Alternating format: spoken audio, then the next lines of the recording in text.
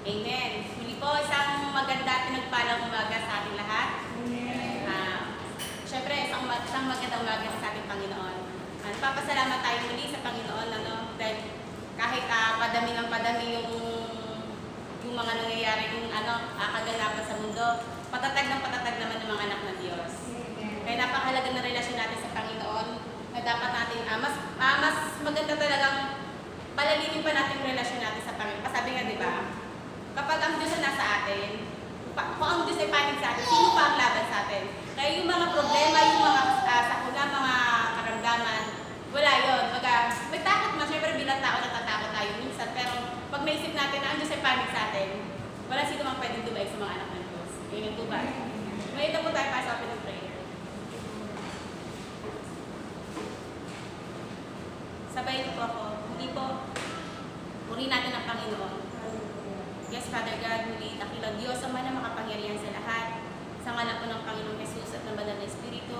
Lord, nandito po kami, mga anak mo, nagpupuri, Panginoon. Sinisikap po namin, Panginoon Diyos, na mapapurihan ka sa paraan, Panginoon, na nais mo. Lord, maraming salamat po muli sa buhay na pinahiram niyo sa amin sa umagang ito. Salamat din po sa magdamag, Panginoon, na pag-iingat niyo sa amin, sa masarap na tulog, Panginoon. Sa mga nagdaang araw, Panginoon, na provided niyo lahat ng pangangailangan ng mga anak mo. Kailanman pang itutunay po, hindi kayo nagkulang sa buhay ng bawat isa, Panginoon Diyos. Lord, sa iyo po ang papulit na sasalamat namin. At nilalapit din po namin, Panginoon, tapakumbaba kami lumalapit sa iyo, humihingi kami ng tawad, Lord God, sa lahat ng aming nagawang kamalian, Lord, mga kasalanan, Lord God, mga karumihan namin sa mga nagdaang araw, Panginoon, mga nagdaang linggo na nagawa namin, Lord. Mula ulo hanggang talampakan, Panginoon, patuloy kami humihingi ng paglilinis, Lord God, ang isip namin, ang mga nasabi namin, mga nagawa namin, labi sa kapwa namin, Lord God, na hindi ayon sa kalooban mo, patawarin po kami. Kung mga pag-uugali namin, Lord, hindi pa rin ayon sa kalooban mo, Lord, patawarin po kami. Kayo na po siyang bahala muli, Lord God, sa umagang ito. Nawa, Lord, malugod ka sa aming gagawing pagtutuli sa iyo.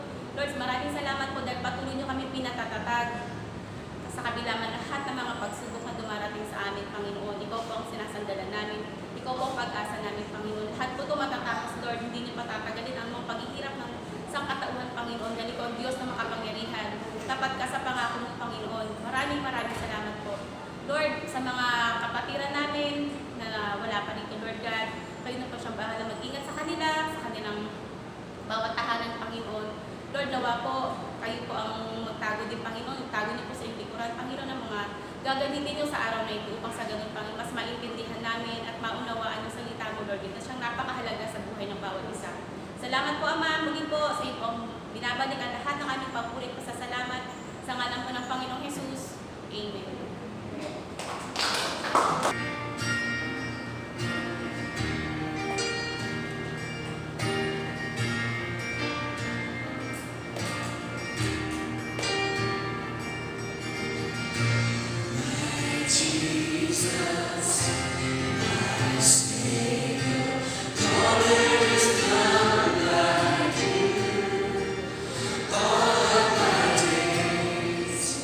I want to praise the wonders.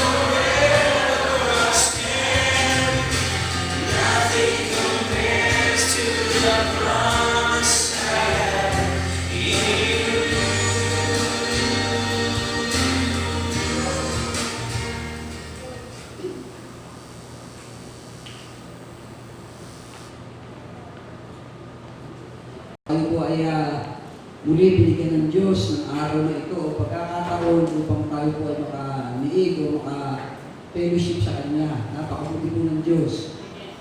Sige nga, sa one more time, purihin natin ang Diyos sa ating mga lapis. Sige natin, praise the Lord! Praise the Lord! Hallelujah! Alam mo, napakabuti po ng Diyos. Isang dahilan kung bakit siya nagpunta rito upang taga siya po ay maghari, maitaas at siya maging masunod dito po sa ibabaw ng lupa sa mundo.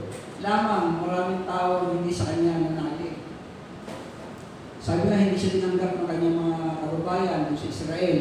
Pinako nga siya, pinapatay siya. Pero sino mang sumampalataya at mananalig sa kanya, binibigyan ng karapatan na maging anak ng Diyos.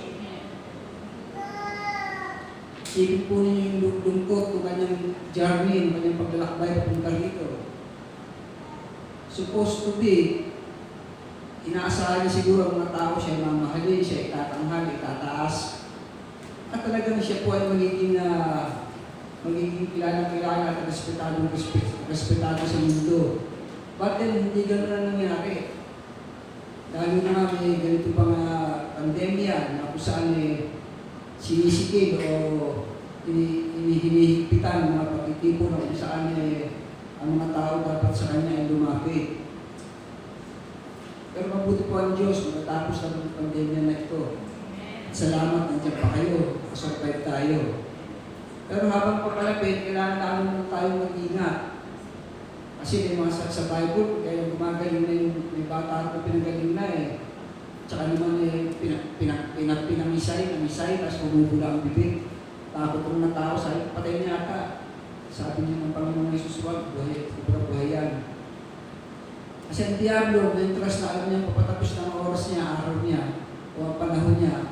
Doon naman siya nagwawala, double time siya. Talaga namang talbot dito, tulak doon, para naman sa interno, o may sandak niya sa kahirapan, sa kapighatian, ng sinuman.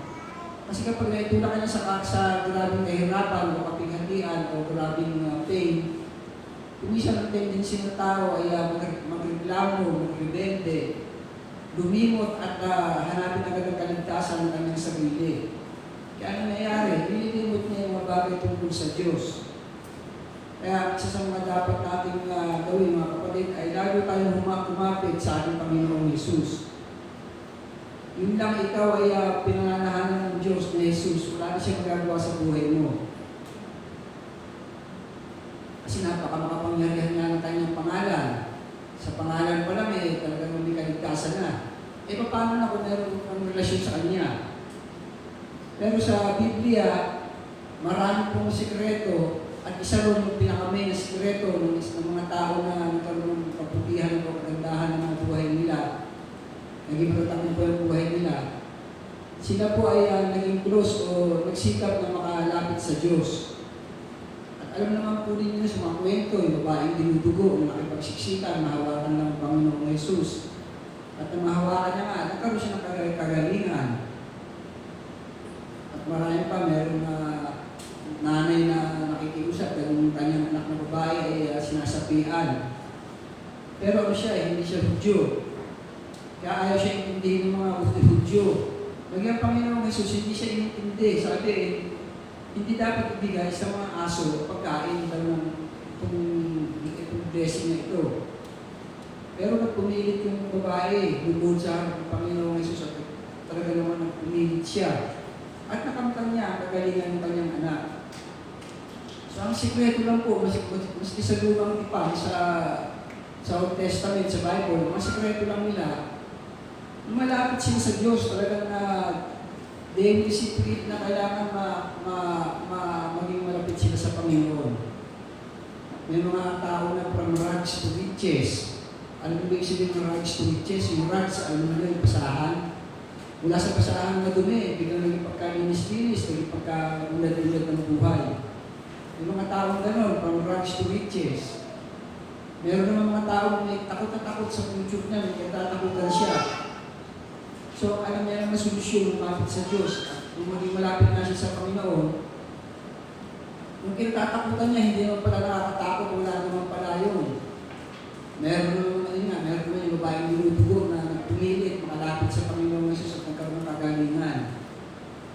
So sa araw po ito, gusto ko lang pong i-remind kayo, karamihan ng sa atin dito ay mga masasabi ng born again Christian. Kasi nga tinanggap natin ang Panginoong Jesus. Ewan ko lang, wala nang nakakita sa isa't isa kung papaano katindi ang pagsisising ginawa mo sa iyong sarili at kung gaano ang determinasyon mo mabago ang iyong sarili at magkaroon ng matatag na relasyon kay Jesus. At kapag nagkaganon, si Jesus na nananahan sa buhay mo, umasa ka na tutulungan ka niya sa samahan. So meron din mga tao na katulad nila Pedro na talagang mga sinabi na wala silang masusulingan. Kapag sa kami pupunta, sabi ni Pedro sa Panginoong Jesus, sa kami pupunta ay nasa iyo ang buhay, ang salita na bibigay ng buhay na walang hanggan. So dapat ganun po tayo. So ngayong araw po ito, tatalakayin natin ang pamagat po ng tatalakayin na closeness brings us to victory. Ang pagiging malapit ay magdudulot sa atin ng katagumpayan. Pagiging malapit sa Diyos ang ibig sabihin.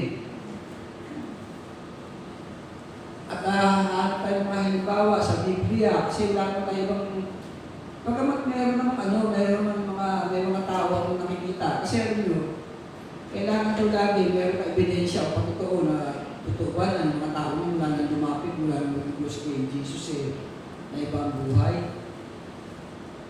Tingnan nyo sa sila. So iaan ko naman sila, tataas dahil napakatagal. Alas 6 pa lang ng baga, gising na at talagang nagagawain na sila. At ginagawa pa na nila, without na sila itutulak pa, sasabihan pa, talagang gaganap sila na kung saan maihayag ang salita ng Diyos. At naiintindihan nila dahil may kanya-kanya tayong ginagampanan eh. Hindi naman lahat tinawag para magpahayag, hindi naman lahat tinawag para kumanta. Pero alam mo na mayroon kang gagampanan sa karya ng Diyos.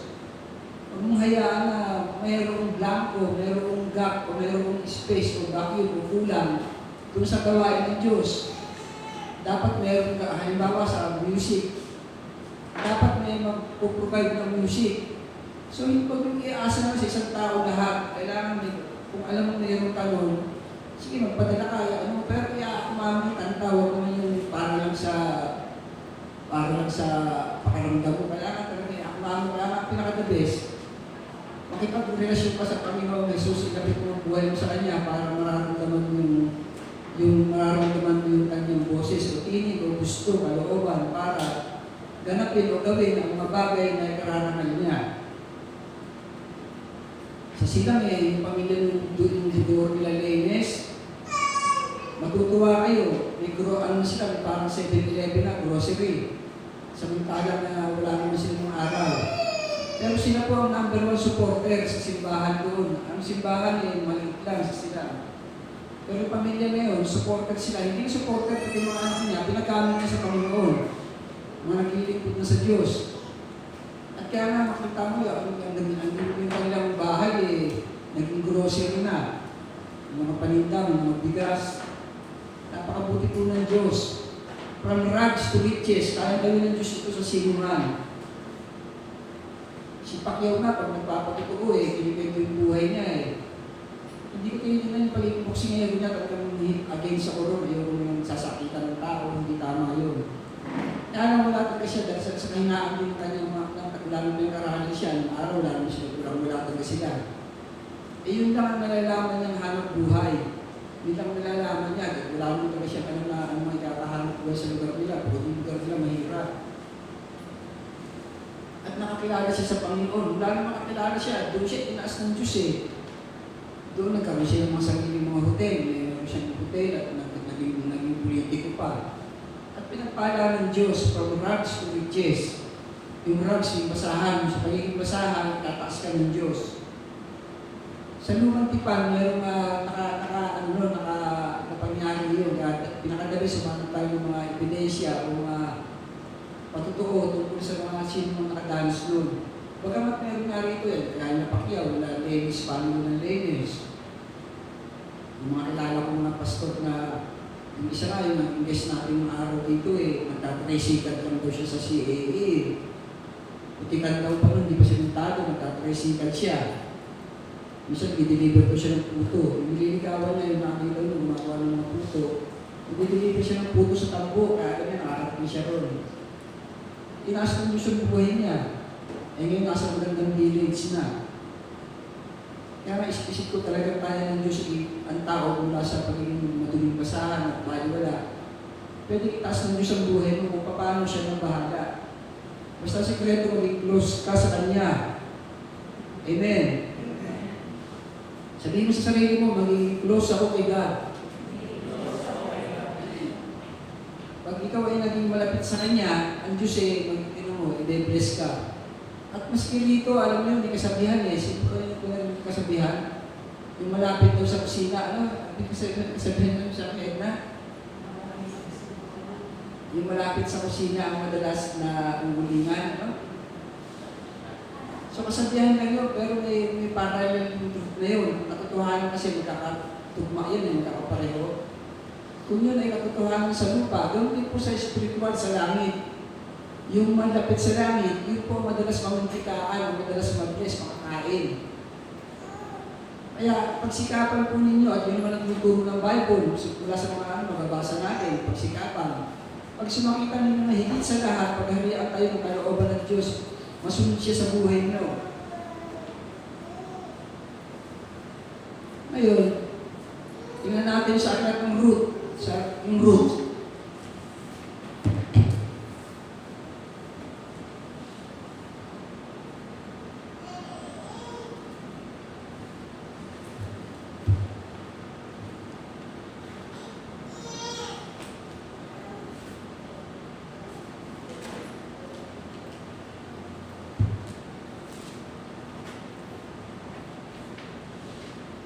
Kasi para ikaw ay maging close, kailangan meron kang loyalty.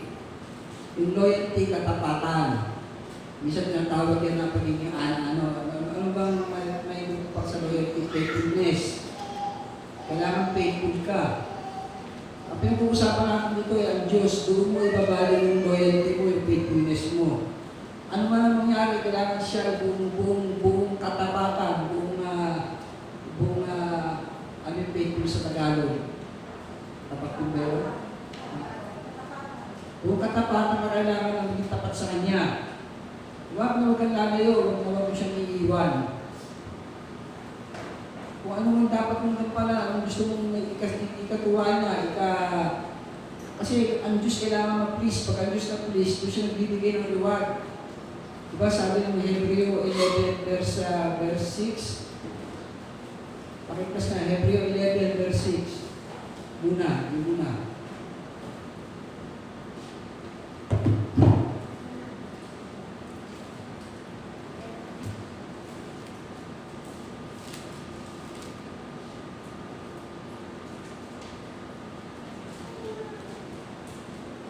At hindi kinalulugdan ng Diyos ang hindi nananagin sa Kanya. Sapagkat ang sino malapit sa Diyos ay dapat maniwala na may Diyos at siya ang magbibigay ng gantimpala sa mga humahanap sa Kanya. So pag pinahanap mo siya, nakakahulog ka, gusto mong lumapit sa Kanya, ayun po ba? At sa mga tao na humahanap sa Kanya o lumalapit sa Kanya, siya ang nagbibigay ng gantimpala, ng blessing. Kaya kung ikaw ay tao malapit sa Kanya, lapit ka ng lapit, at talagang gusto mong close ka sa Kanya, ay umasa ka na ang mga reward, ang mga gantimpala, ay talagang lagi mong makakamtan. Sabi nga, ikaw malapit sa kusina, kaya siyempre, ikaw taga-testing no. Pag ano man luto ng pagkain ko, matitikman mo agad. Ikaw malapit dun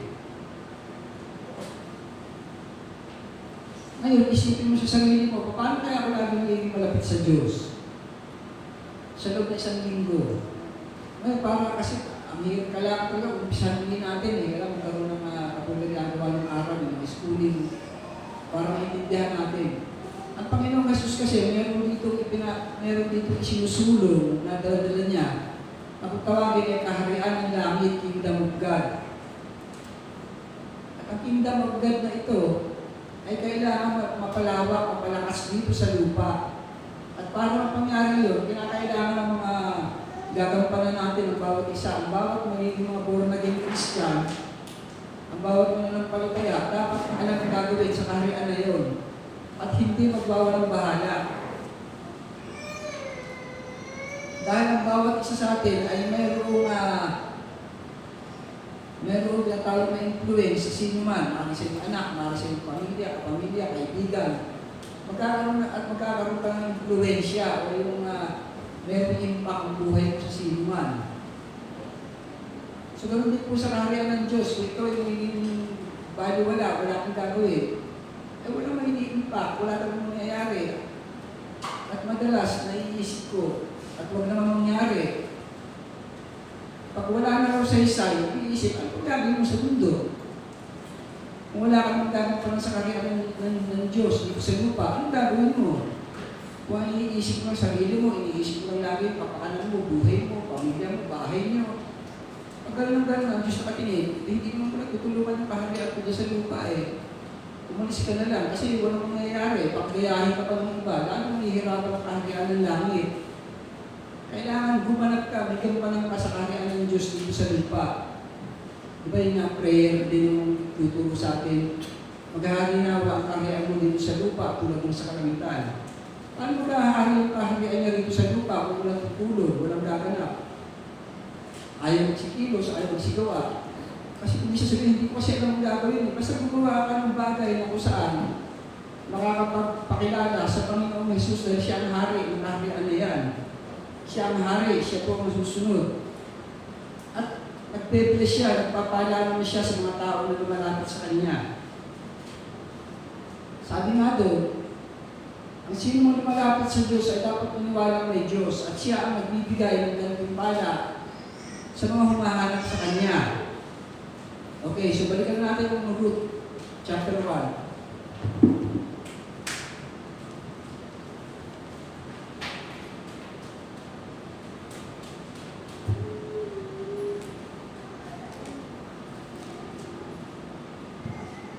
Paano ba ang pagiging close? Paano ba ang pagiging loyal? Paano ba ang pagiging faithful? Unang-una po, mga kapatid, ang simbahan, ito po ay parang extension o parang garrison ng isang malaking kampo. Ang kaharian ng Diyos, yung po pinakakampo, yung po ang mga simbahan, mga extension lang yan. At sa simbahan yan, doon patuloy na itinuturo, ipinapahayag yung gustong mapangyari ng kaharian ng Diyos dito sa lupa. At sa simbahan din na yun, binibuild up, pinapalakas, pinapatatag, at dinedevelop yung mga mananampalataya. Kaya dapat maintindihan po natin ito. At bago siguro tayo pumasok muna sa kaharian na yan, dapat ma-establish muna natin yung ating mga sarili sa pakikipag-isa sa Kanya. Minsan niisip mo, Lord, ano ba dapat namin unahin? Yung mapalakas yung spiritual life nila o paunlad ang buhay nila. Kasi magkasama ng dalawa eh. Pag pinahirap ng buhay nila, wala na, ang hihirap naman sa paglilingkod ng mga yan. Kasi yun ang napapansin at yun ang nakikita. Ibang-iba sa mga nagdaan ng araw yung mga alagad. Kahit pakain mo sila sa leon, kahit nakunin yung mga property nila, basta ang kanilang mandato, mandate nila ay maglingkod, pagkikitaas ang Panginoong Jesus ipakilala. Pero ibang-iba na ngayon eh. Ngayon kasi talaga namang ang bata, ibang-iba nga, pag makita ng mga nag-aaral ng mga 50 years ago, mga bata ngayon eh, mapapailig, masisiraan siguro sila ng loob eh. Ba't ganun mga bata ngayon? Kailangan nasa isang parang yung araw, sa yung mga nag-aaral eh, bigyan yung mga libro, sa eskwelahan, may pakain pa. Eh ngayon, pag wala kang konting pondo, ihirapan ka, kailangan isang may laptop o ano ba tawag doon, isa ginagamit sa pag-aaral ngayon. May internet ka, may wifi ka, may kuryente ka dapat. Napakahirap, yung kuryente hindi naman libre. So sa pinakamadaling salita, kailangan may blessing yung buhay mo, bless ka. Kung wala, kung nagkakaroon ng mga ang bata pa naman, napakadali nilang masiphayo. Kaya nga lahat ng masasamang ugali, lahat ng mga twisted na utak, yung simula ng pagiging bata Yung mga serial killer, nababasa ko yung buhay nila, yung mga serial killer. Mga mamamatay tao sa Amerika, sa ibang bansa. Meron isang mga mamamatay tao pa, ang pangalan nun, kinakain niya pa yung biktima niya, nalagay niya sa rep, mga nakagarapon. Nung chinek yung buhay niya, maliit pa rin yung batang yung killer na yun eh. Minamal trato ng magulang, pinapapasapasahan ng kamag-anak kasi pinapalayas ng magulang, binububog ng mga kapitbahay. Kaya talaga naging galit sa mundo yung bata. Nagsisimula ka sa mga bata. Kaya nga dapat mag-bless, dapat maging maganda, maging maganda sa kanila ang pananaw ng mundo. Paglalaki sila na hindi twisted, hindi baluktot ang mga isip nila. Kailangan palakihin sila. Kaya ang pinaka-the best, yung mga magulang Christian, advantage na kayo mga Kristiyano, punuin nyo sila ng mga bagay tungkol sa Diyos. Ngayon, kung wala naman, kailangan mag-bless ang buhay nyo. Dalawang bagay yan eh. Kailangan kayo mga tunay na mga nagpalataya, kung hindi man, kung hindi kayo makapakinig, at kung hindi kayo naturuan ng mga bagay tungkol sa Diyos, kailangan naging masipag kayo, kailangan naging mag-discard kayo, para yung mga anak nyo, lalaki na may mga panggamit sila, pwede silang mag-aaral, pwede silang bumili, pwede silang maging ganun sa mga gusto nila. Dahil kung hindi, cycle lang po yan, ang magiging mga anak nila, ganun din. May gamit din sa mundo, mga twisted din ang utak. Mahihina ang loob, mga mahiyain, kung ano-ano pa. So dito tayo, isa sa mga halimbawa ng rags to riches. Ang puhunan lang, siya ay naging tapat, siya ay gusto na maging close. Sabi dito sa chapter 1, verse 15. Hanggang verse 17 lang ito. So, isa-summarize ko na. So, ito po yung kwento ni Ruth. Siya po ay balo. Ang kanyang asawa, namatay na, yung biyanan niya buhay pa. So, wala na siya, yung biyanan niya, Hudyo. So, sabi ng biyanan niya sa kanya, umuwi na kayo. Si Ruth, meron pang bigas. Yung kapatid ng asawa niya, namatay din. So, sabi nung biyanan, umuwi na kayo, wala na akong may gagawa sa inyo. Wala na yung mga anak ko, kaya makapatay na nga. Umuwi na kayo. Ano sabi ni Ruth? Ito dapat na maging ugali natin sa pakikipagrelasyon sa Diyos, sa paglapit sa Diyos. Bagamat hindi natin nakikita ang Diyos, sinasabi ko ang kaharian, ang extension ng kaharian ng langit ay ang simbahan. Kasi sa simbahan ka maririnig ang salita na tumutulong sa kaharian ng langit. Sa simbahan ka maririnig na may hari, naghahari sa buhay ng tao, walang iba. Kundi ang Panginoong Jesucristo. Sa simbahan lang din, pinapakita sa mga bata ang pagiging Kristiyano. Kaya, intindihin natin, sabi rito ni Ruth, kung inuutusan siya, na bumalik na, sinabi ni Naomi kay Ruth, yung biyanan, ang bigas mo ay nagbalik na sa kanyang bayan, yung isa yung bigas niya, yung isang asawa ng kapatid ng asawa niya, ulis na, dahil wala ang gagawin nila Ruth, pati na yung mga asawa nila. Umuwi ka na rin, sabi ni Naomi kay Ruth. Sabi ni Ruth, tandaan nyo, ganito dapat ang maging damdamin ninyo sa Diyos.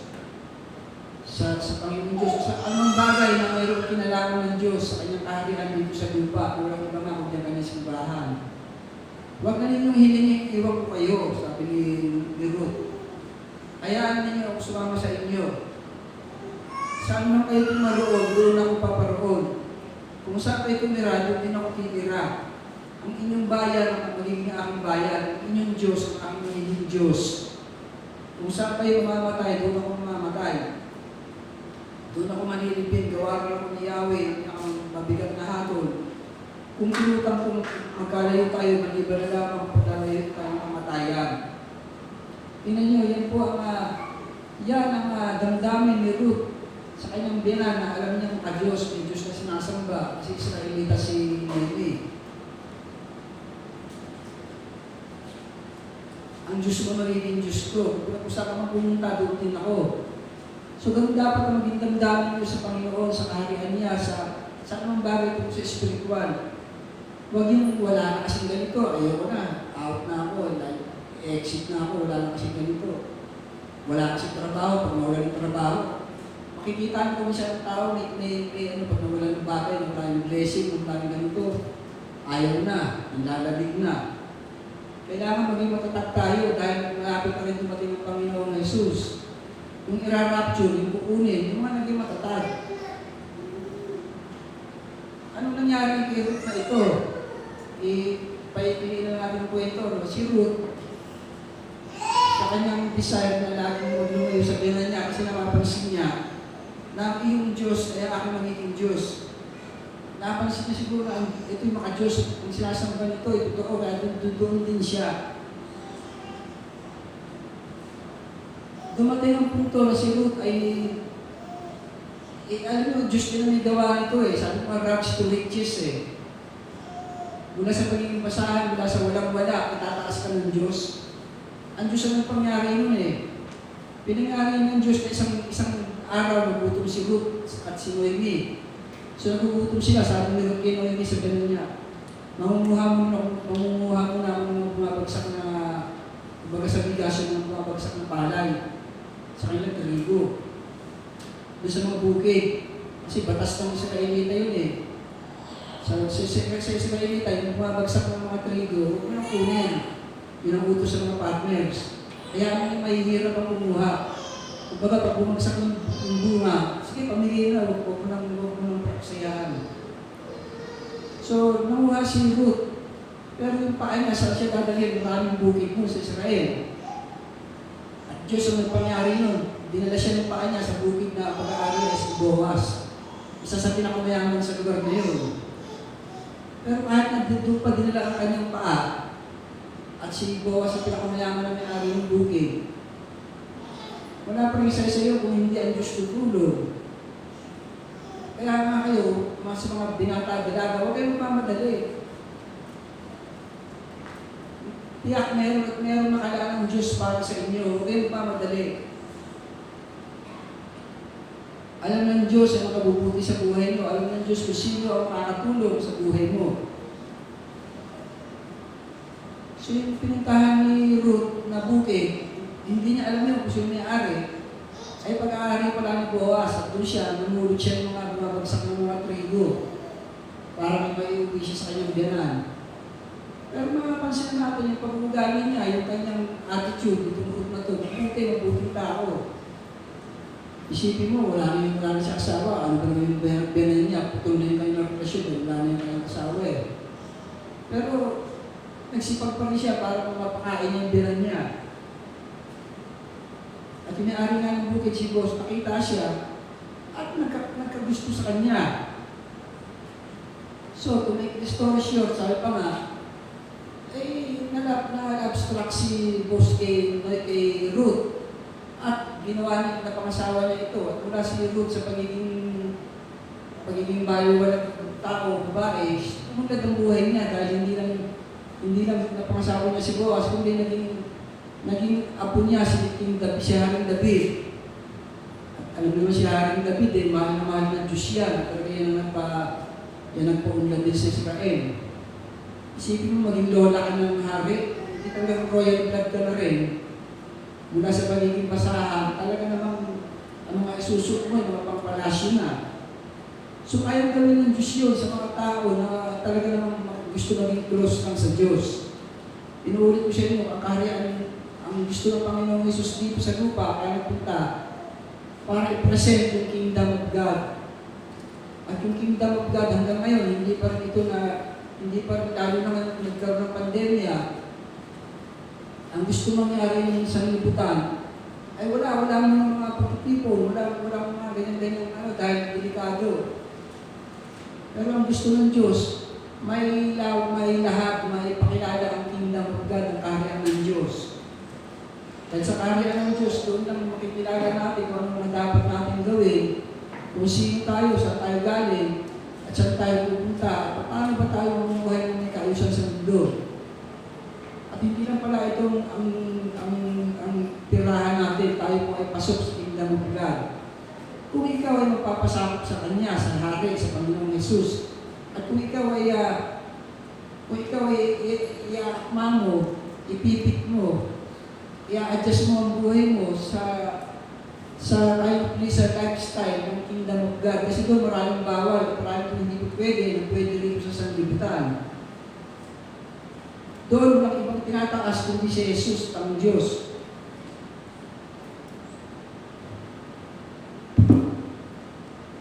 Tatandaan po, napakahalaga ng pagiging close sa Diyos.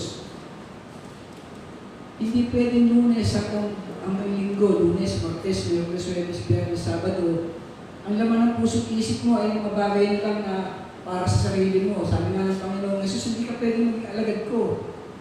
Kung gusto mo iligtas yung sarili mo, saan nakukuha ng pagkain, saan nakukuha ng ganito, puro na lang ang hinahanap ng mga bagay pang sanglibutan. Pagka gano'n, may hirapan ka na hindi mo mamalaya ang kaharian ng langit kapag ka gano'n puso't isip mo.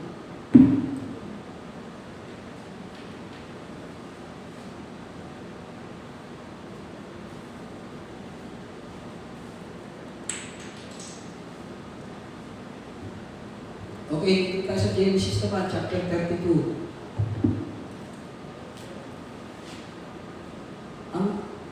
Kumisan yung kinatatakutan mo, hindi naman pala nakakatakot. Ano ba mga madalas sa kinatatakutan natin? Takot tayo sa anong nangyayari sa future natin. Takot tayo sa katapusan. Ang dami natin kinatatakutan. Kasi bakit? Ano ba mga meron sa katapusan? Darating yung mga kulong na bills at kung ano pa. Ang dami kinatatakutan ng tao. Pero tandaan mo kapag ikaw ay close sa Diyos at gusto mo ang Diyos ay maghari sa buhay mo, makikiusap sa Kanya at maghaharian ka, wala pa na nakakatakot, provided pa lang ng Diyos pati yung future mo. Kaya niya pa lang i-provide pati yung inaasahan yung natatakutan mo, hindi pala nakakatakot yun.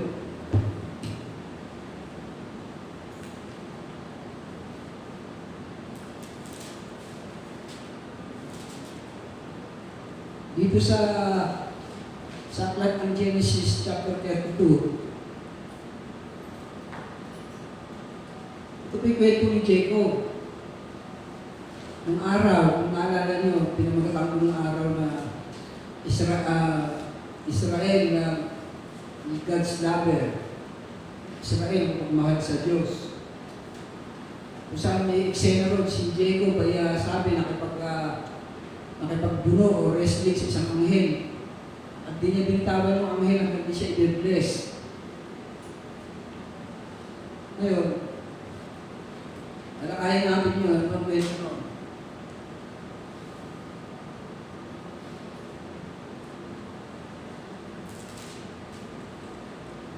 Genesis 32. Yumaman si Jacob, yumaman. Mula, siyempre, binibinisip ko ng Diyos, maka-Diyos siya si Jacob eh.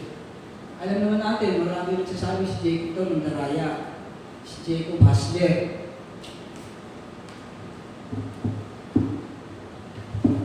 Kasi na-hustler ko si Esau eh, kapatid niya.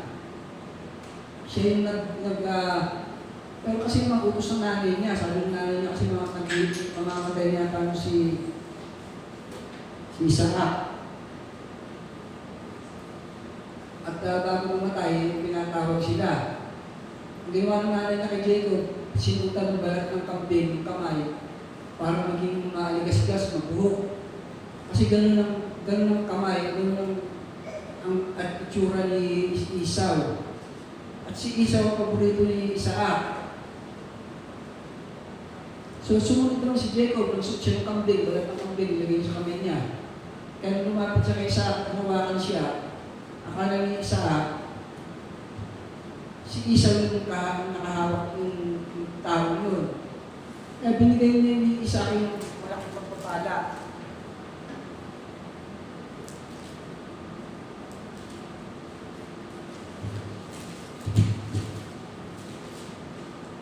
Binigay ni Isaac yung malaking pagpapala kay Jacob. At galit si Esau nung malaman niya, umiiyak na si Esau sa tatay niya ng isa pang blessing. Kasi mga araw po mga kapatid,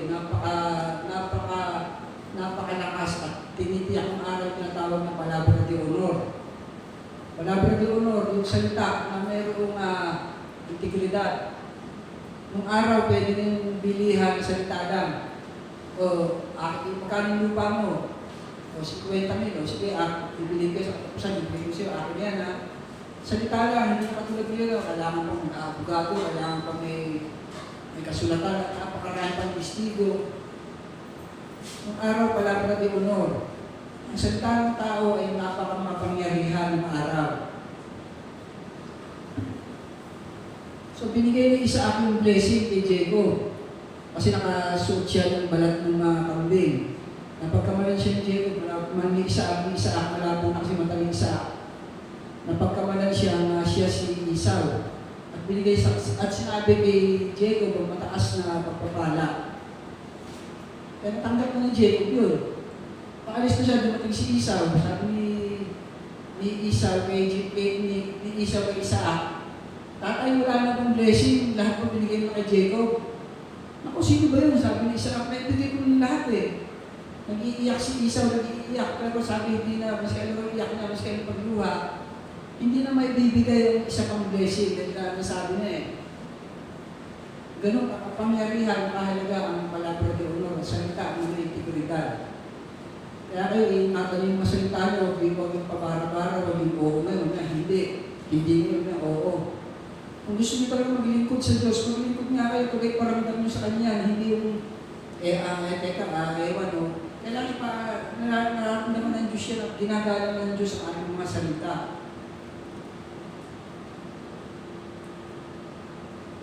So, nagalit si Esau, sumpa na papatayin niya ito pagkatapos mamatay ni Isaac. Papatayin niya papatayin niya raw si Jacob. Galit siya.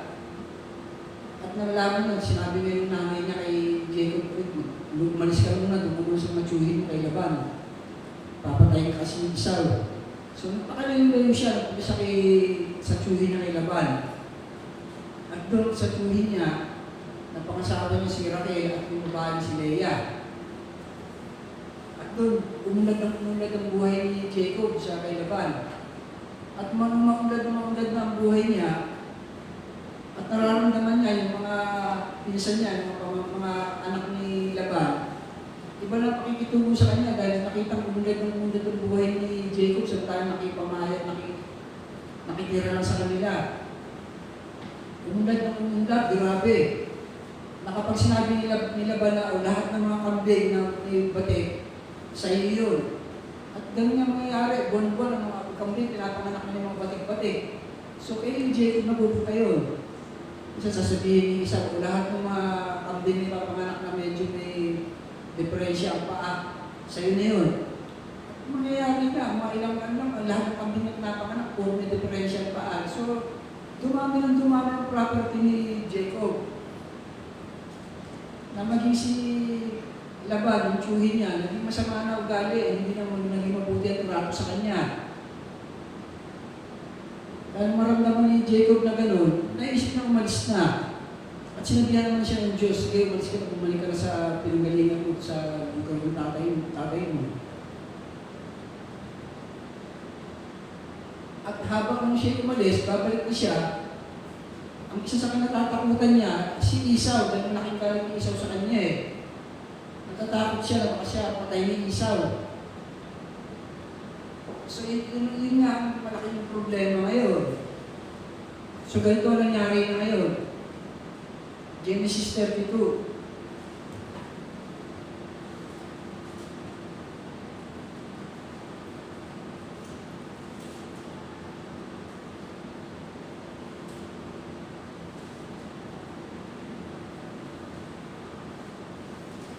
Verse 6 muna. Kasi habang magpapatuloy ng paglalakbay, sinalupo siya ng mga anghel ng Diyos. Tapos nagpadala siya ng mga sugo, mga tao sa kapatid ng si Esau, sa lupain ng Seir. Ganito ang kanyang pinasabi, ako ang abang kapatid mo si Jacob. So nagkaroon siya sa takot niya, talaga namang grabing pagpapakumbaba ang ginawa niya eh. Ako ang abang kapatid mo si Jacob, matagal na akong naninirahan sa tsuhin ng Laban. Ngayon, lamang ako uuwi. Marami akong mga baka, aso, tupa, kambing at mga alipin. Pinauna ko ang mga sulong ito upang ipamanig sa inyo magkasundo na tayo. So ganun kalaki ang takot ni Jacob kay Esau. So nire-rehearse niya na.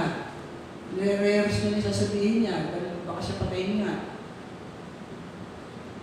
Verse 6, pagbalik ng mga sugo, kung bumalik ng mga sinugo, yung mga indusan, sinabi nila, nakausap ko namin si Esau at ngayon po ay nasa daan na siya at may kasamang 400 lalaki para sa lubugin kayo. Naku, lahat natakot si Jacob. Pagbalik ng sugo, sinabi nila, sabi sa verse 7, sinidlan. Ano sinidlan? Parang bigla ka nagkaroon ng malaking takot. Sinidlan ng takot si Jacob at labis na nabahala. So ganun po, ganun kalaki ang problema niya. Ganun kalaki ang problema ni Jacob. Takot siya kay Esau. Kasi, bakit? Kaya lang tayo nagkakaroon ng takot kasi may nagawa tayong kasalanan. Kasi siya, may nagawa siyang mali siguro kay Esau na ano nga, siya ang nagpanggap na si Esau samantalang hindi naman siya. Kasi hindi lang takot si Jacob at labis na nabahala, kaya pinagdalawan niya ang pangkat ang kanyang mga tauhan pati mga hayop.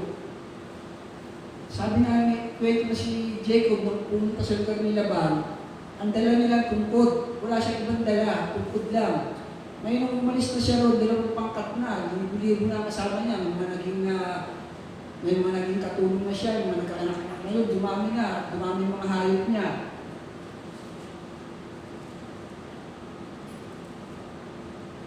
Verse 9, verse 8, kaya dinalawan niya yung pangkat, dinalawang grupo niya yung mga tao niya, para kung sa nakayan doon sila ni Esau, makakaligtas pa isang pangkat, isang grupo.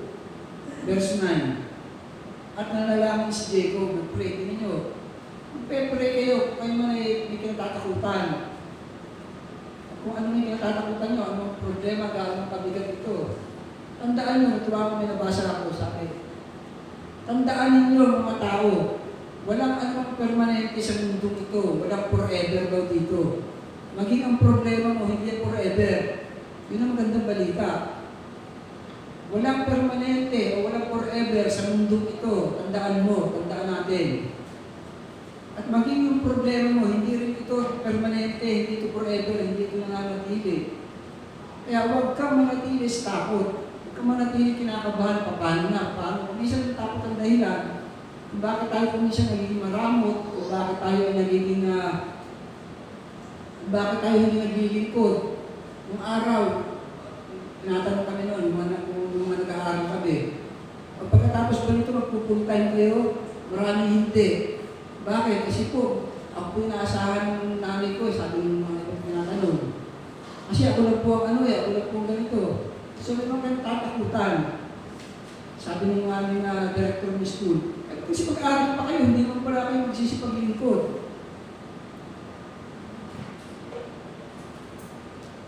At nanalangin si Jacob. Kaya napakahalaga kapag tayo ang kinatatakutan, tandaan ninyo, number 1 muna, magpe-pray. Mananalangin. Huwag agad isipin si Bombay, sabi mo, mautangan.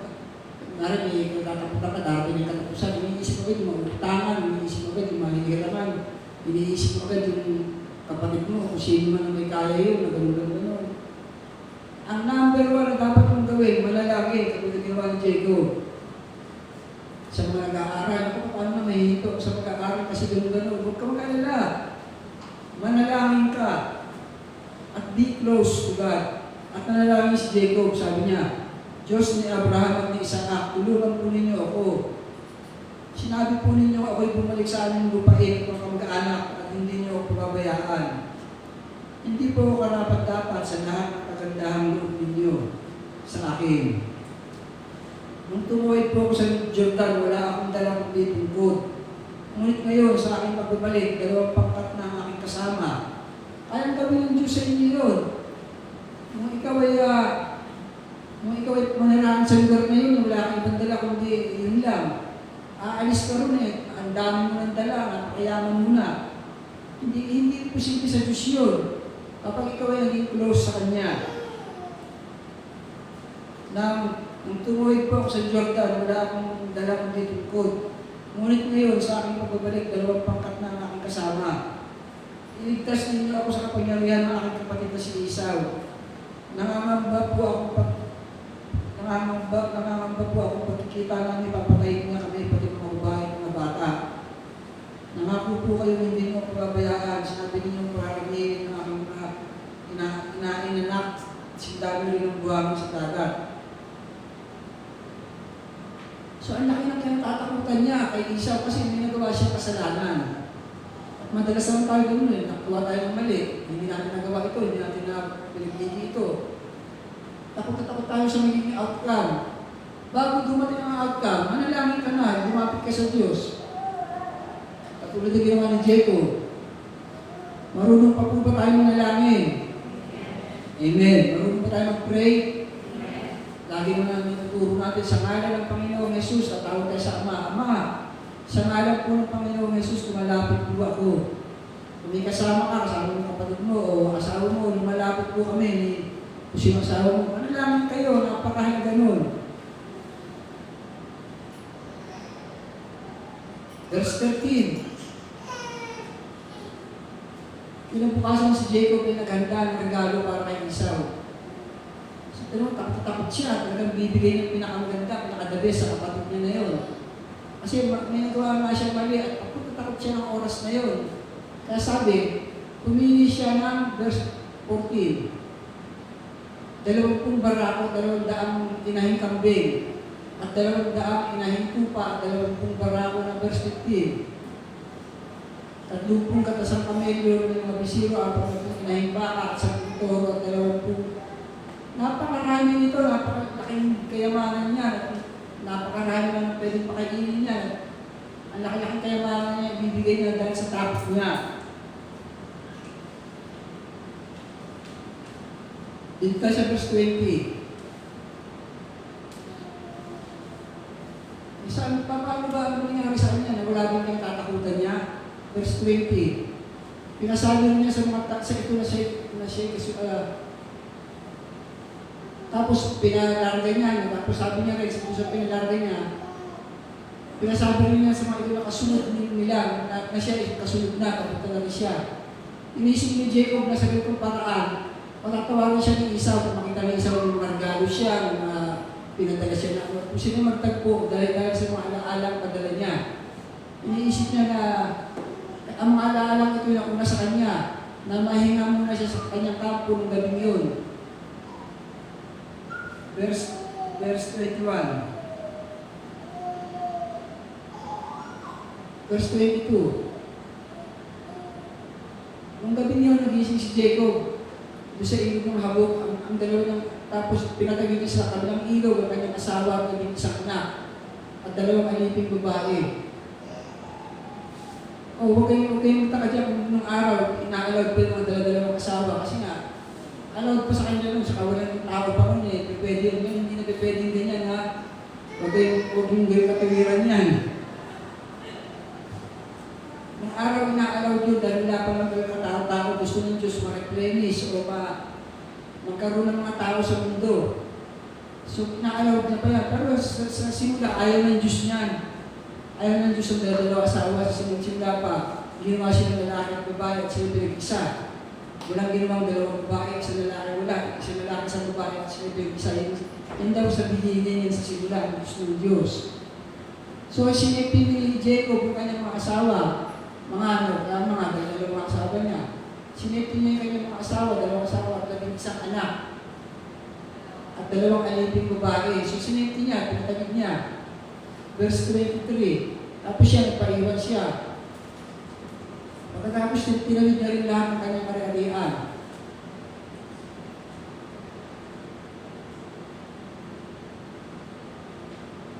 Tapos sabi sa verse 23, at mag-isa nagbalik siya sa kabila. Doon, nakipagbuno, sabi sa English, nakapag-wrestling daw. Nakipagbuno sa kanya isang lalaki hanggang bubukan liwayway. Nang maramdaman ng lalaki na hindi niya magagapi, hindi niya kaya si Jacob, pinalo niya ito sa balakang ng ito'y nalilisad. Ikang si Jacob, kinabukasan. Bitawan mo na ako, sabi ng lalaki. Pero ang lalaki ko ito ay isang anghel. Kasi bigla na ito sumupot ko sa place na yun eh.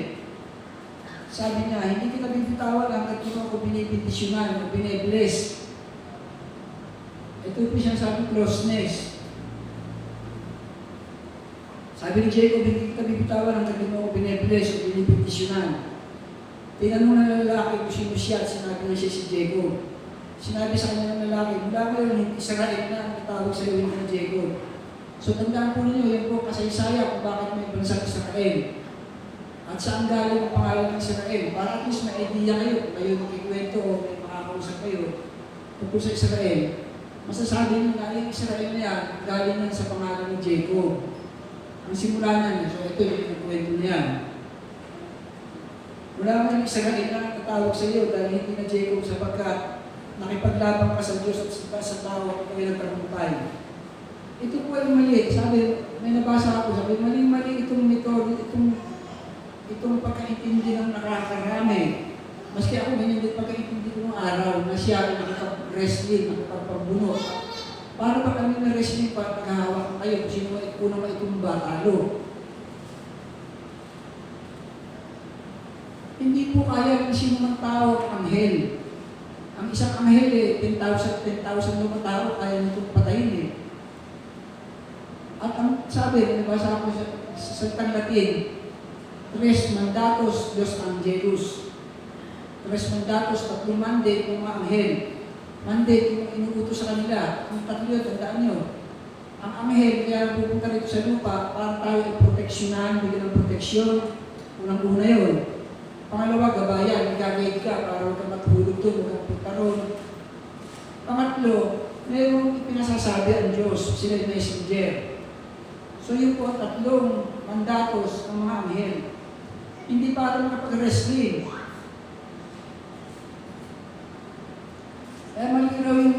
Mali yung pagkaintindi ng nakakarami. Malamang daw, ang ginawa ni Jacob, nakipagkwentuhan, kinausap maigi yung anghel na yun. Alam naman natin ang kwento, si Jacob ay takot na takot. Talaga naman, maibibigay niya lahat ng kayamanan niya kay Esau eh. Huwag kami siyang galawin, dahil kasama niya yung asawa niya at mga anak. Takot siya, kailangan niya talaga may makausap na anghel o galing sa langit. Kailangan makausap siya galing sa langit. At dumating mga pagkakataon na nandun yung anghel. Eh kaya lang yung anghel, kasi kung nandun, para palakasin ang loob ni Jacob.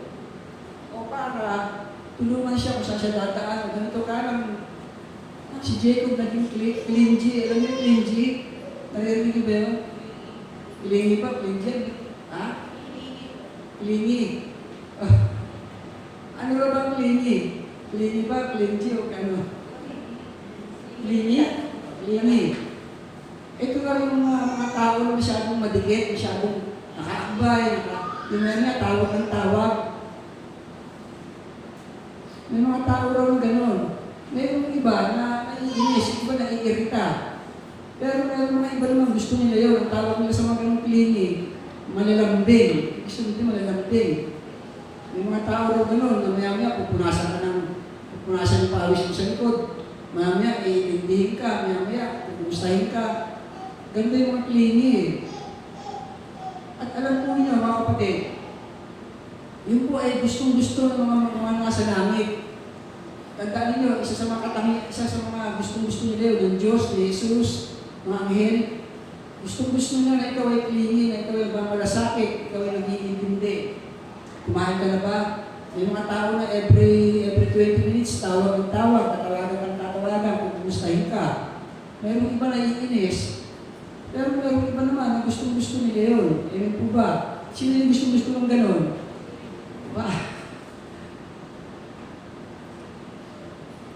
Pero meron iba naman, alam na halimbawa sa magulang.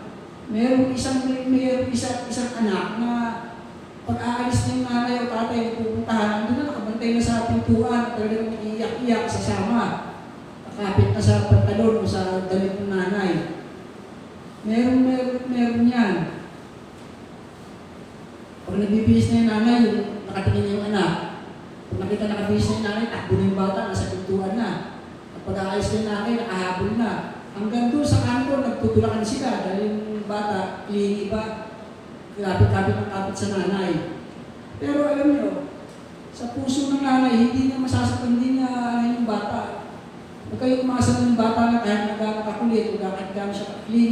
doon sa nanay niya na makakaramdam siya na sama doon sa nanay niya. Hindi. Ang totoo nun, sa iba, may kurot ng saya. Merong pakaramdam na saya sa ganung mga bata. At ganun po yung ginawa ni Jacob doon sa anghel na yun. Tingnan niyo, sabi sa verse 26. Ano sabi sa verse 26? Bitawan mo na ako at magbubukan liwayway na.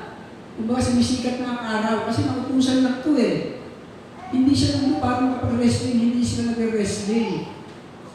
At nandun si Jacob, kailangan niya ng someone to talk to.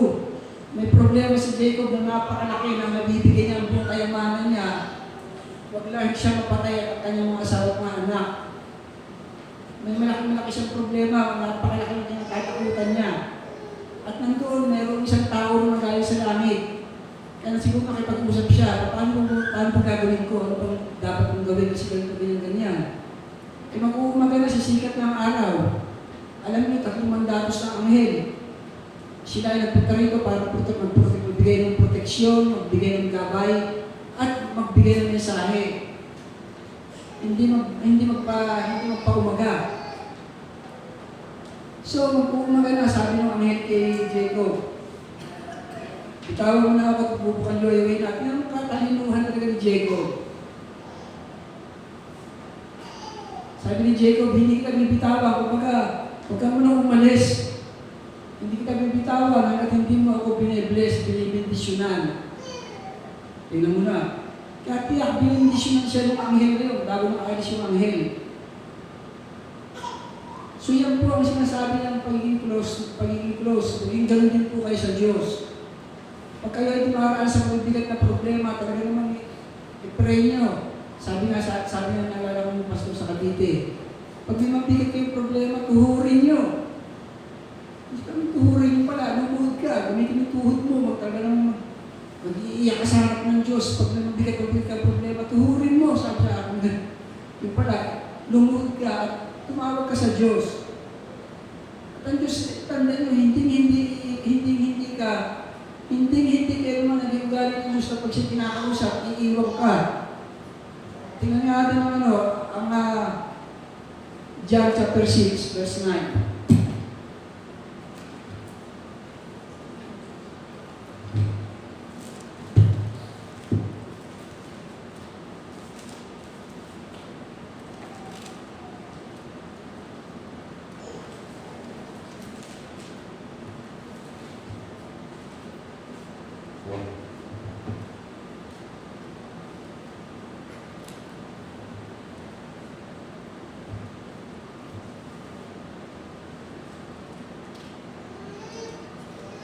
Verse 37.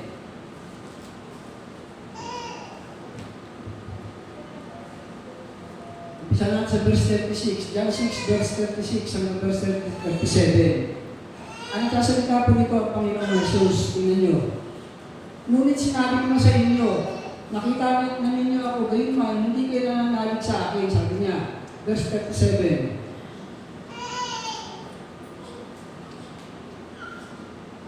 Lalapit sa akin ang lahat ng binibigay sa akin ng Ama. Pero ang Diyos din ang tutulog kung saan ang solusyon. Pag ikaw ay dumaranas ng pagkabigat-bigat na problema, ililid ka ng Ama sa kanyang anak, dadalhin ka. At sabi ko nga, ang simbahan ng po ay katawan ni Jesus, ang simbahan ng body of Christ. Ililid ka ng Ama doon sa, sabi lalapit sa akin ang lahat ng binibigay sa akin ng Ama. At sabi ko ng Panginoon Jesus, at hindi ko itataboy ang sino nang lumalapit sa akin. Kaya pag ikaw ay nagpepre at ikaw umiiyak sa harapan niya, talaga namang sinasabi mo yung problema mo, yung tatakutan mo, huwag ka mag-isip na wala na yata ang Diyos, hindi yata ako dinidinig. Alam mo, ang totoo niyan, hanggat nagsasalita ka, hindi ka iiwan ng Diyos. Yun ang kanyang sinasabi dyan sa John 6:37. Hindi ko itataboy ang sino nang lumalapit sa akin. Hanggat ikaw ay lumalapit sa Kanya, pag lumalapit, gusto mo maging close sa Kanya, huwag ka mag-alala, hindi ka niya itataboy. Pakikinggan ka niya, tutulungan ka. Amen po ba? Dito naman sa Lucas chapter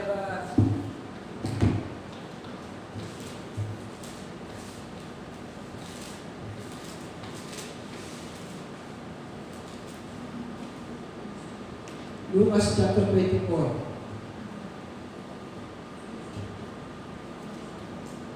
So, puro blessing mga ibanggit kanina. Ngayon naman, being close to Jesus, it will open your mind, it will open your eyes. Meron isang simbahan dito, sabi ka, medyo bakasyon yata sila. Ay ano pangalan niya? House of Worship, how well?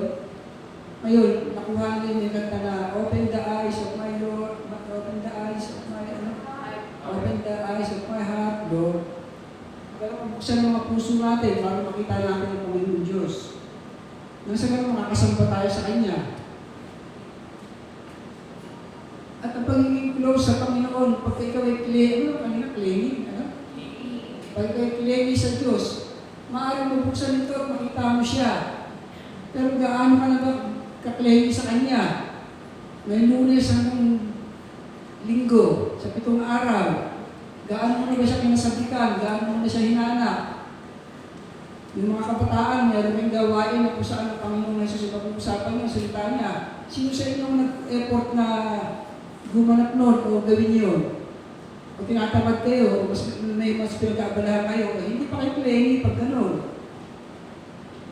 Tandaan ninyo, kailangan kasi may effort po yan, may effort kung gusto maging close sa Diyos, mayroong effort. Nung araw, dahil naituro sa amin sa school noon na whatever you do to the man of God, you do it to God. Ano ginagawa mo sa mga lingkod ng Diyos? Ginagawa mo ito sa Diyos dahil representative sila ng Diyos eh. Kaya dumating yung time na minsan pinag-drive ko yung pastor, nagkaroon ng pastor noon na Pinam. Pinag-drive ko mula rito hanggang Leyte. Dagat, talagang ako lang isa, dinadrive ko habang sila, tutulog sa pamilya niya. Talagang sa T21 sila ako. Tinis ko, dinadrive ko siya hanggang doon. Sa Haro Leyte. Pero ginagawa ko yun, iniisip ko, sinasabi ng teacher namin, na pag ginawa mo sa lingkod ng Diyos, ginagawa mo sa Diyos. Gusto ko ipadama sa Diyos na, Lord, ganito kita kamahal. Ganito kita kamahal. Minsan yung aming pastor naman, may nag-church kami sa Pasay, na yung extension ng simbahan, padal kasi 4th floor yung simbahan nasa 4th floor, mga opisina yun gagawin ng simbahan, palalakihin nila. So kailangan ng mga volunteer.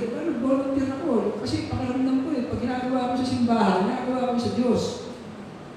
At hindi ako nabigo, pinagpala ng Diyos ang buhay ko. Napakabuti ng Diyos. Habang ginigiba yung mga pader nun, yung mga divider na bato kinakarga pa namin, lalagay namin sa sako, ibababa pa namin. Pagkatapos pa nun, volunteer pa ako, ako nagpintura ng floor ng simbahan. Ako pa bumili ng pintura, ako pa bumili ng pintura. Kasi lahat ko sa isip ko, ginagawa ko sa Diyos. At yung balik naman sa akin mga kapatid, talaga namang napakagrabe. Napakabuti po ng Diyos, napakabuti niya. Ako, mga anak ko, hindi pinabayaan ng Diyos. Kung gusto niyo gumanda ang buhay ng mga anak niyo, maglingkod kayo sa Diyos. Totoo yan, ang lahat ng umiibig sa akin, sabi ng Diyos, ay pagpapalain ko hanggang sa kanilang kaapu-apuhan. Napakabuti po ng Diyos, yan ang posible ito, maging close kayo sa Kanya. Kung paano kayo alam ng Diyos yun, siya nakatingin sa langit kung gaano ka lumalapit sa Kanya. So rito sa Lucas chapter 24, ngayon naman, sa spiritual naman, hindi lang sa mga material, pagpapalak, pinasya tayo, debilis ng Diyos. Hindi lang riches ang marakamtan natin. Ang pinakamahal kasi natin spiritual, mabubuksan yung ating mga puso, yung ating mata, at makikita natin ng mga mukhaan ng Diyos, magkakaroon tayo ng pagkaintindi. Ito po yung time na ang Panginoong Jesus ay pinakunan, namatay at nilibing, at muling nabuhay. So nagkakagulo yung mga alagad. May nagsasabi, nakita ka nila sa Jesus, nabuhay daw. Kaya sabi nito sa verse 13, ng araw din yun, verse 13, ang dalawa sa mga alagad ay patungo sa isang nayon ng tawag na Emmaus. Ang iba kasi na hopeless. Yung iba na hopeless. Nung mamatay na si Jesus at wala na, hindi nila makasama, Ang naging desisyon ng dalawa na ito, itong dalawang alagad, umuwi, punta na tayo sa Emmaus, kung ka, iwan natin itong pagiging alagad na ito. Punta tayo ng Emmaus at doon maghanap buhay kung ano mga pagkakakitaan. Sabi, ito raw ay may 11 kilometro ang layo sa Jerusalem. So malayo rin sa Jerusalem ito, 14 kilometers. At doon, nagplano yung dalawang alagad na bumalik na lang doon. Pinag-uusapan nila ang pangyayari, yung pagkamatay ng Panginoong Hesus sa krus. At samantala nag-uusap sila at nagtatanungan, biglang umiksena, dumating ang Panginoong Hesus, lumapit si Jesus at nakisabay sa kanila. Siya nakita nila, ngunit hindi nakilala agad. So ganun nga, pagka hindi ka close sa Panginoon Diyos, hindi ka makikilala eh. Minsan may ginagawa na pala ang yan sa buhay mo, hindi ka kamuang-muang eh. Minsan Diyos na pala kumikilos ka, hindi ka marunong magpasalamat kasi hindi mo nga alam na siya na pala yun eh. Pero kung close ka sa Kanya, magiging sensitibo ka, alam mo agad, ang Diyos yun. Ang hilang Diyos yun. Tinanong sila ni Jesus, ano ba pinag-uusapan niyo? At tumigil silang nalulumbay. Sabi ng isa na ang pangalan ng Cleopas, ay lamang po yata ang dayuhan sa Jerusalem na hindi nakakaalam sa mga bagay na katatapos pa lamang nangyari doon. Ano mga bagay? Sabi ni Jesus. At sumagot sila, tungkol kay Jesus ng taga Nazaret, isang propeta makapangyarihan sa gawa at salita ng maging sa harapan ng Diyos at ng mga tao. Sinakdal siya ng aming mga punong saserdote at pinuno para magulang mamatay at siya pinako sa krus. Okay, balik ka sa verse 23. At di na rin natagpuan kanyang bangkay.